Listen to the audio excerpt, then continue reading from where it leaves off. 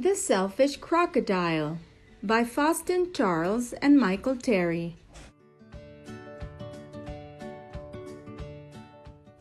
Deep in the forest, in the river, lived a large crocodile. He was a very selfish crocodile. He didn't want any other creature to drink or bathe in the river. He thought it was his river. Every day he shouted to the creatures of the forest, "Stay away from my river! It's my river. If you come in my river, I'll eat you all." So there were no fish, no tadpoles, no frogs, no crabs, no crayfish in the river. All were afraid of the selfish crocodile. The forest creatures kept away from the river as well. Whenever they were thirsty, they went for miles to drink in other rivers and streams. Every day, the crocodile lay on his great big back in the sun, picking his big sharp teeth with a stick. But early one morning, the forest was awakened by a loud groaning sound. Something was in terrible pain. The creatures thought that it was an animal caught by the crocodile. Round. But as the sun came out brightly, they saw that it was the crocodile who was in pain. He was lying on his big back, holding his swollen jaw, and he was crying real tears. The creatures drew closer, but not too close. Some of the creatures felt sorry for the crocodile. "What's the matter with him?" asked a deer. "I don't know," said a squirrel. "Maybe he's going to die," chirped a bird. "If that happens, it'll be safe to go in the river," grunted a wild pig.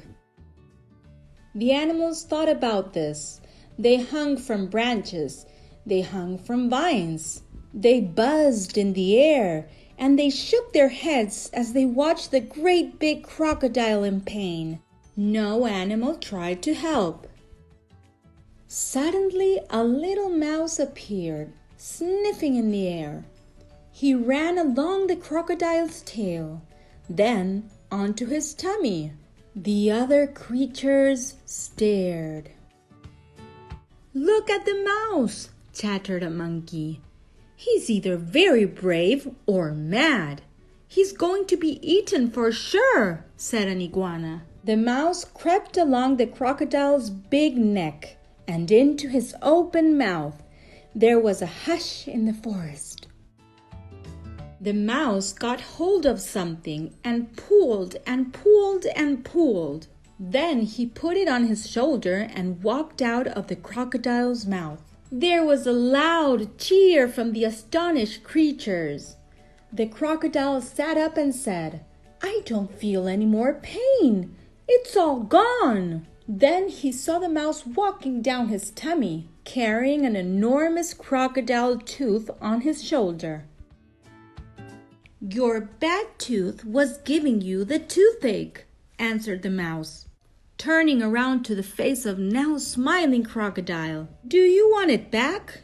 "Oh, no, no, no. Get rid of it. And when you've done that, come back. I'll have a present for you." The mouse went and buried the bad tooth under a tree. And when he returned, the crocodile had a nice juicy nut waiting for him.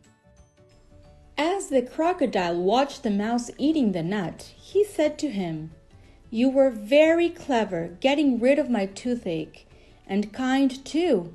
I am so grateful.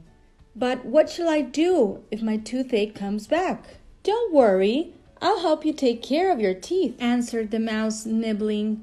Soon the crocodile and the mouse were the best of friends. And one day the crocodile sent all the animals an invitation. "Please come to drink and bathe in the river. I won't hurt you. The river belongs to us all," he said. The creatures weren't afraid to drink and bathe in the river anymore.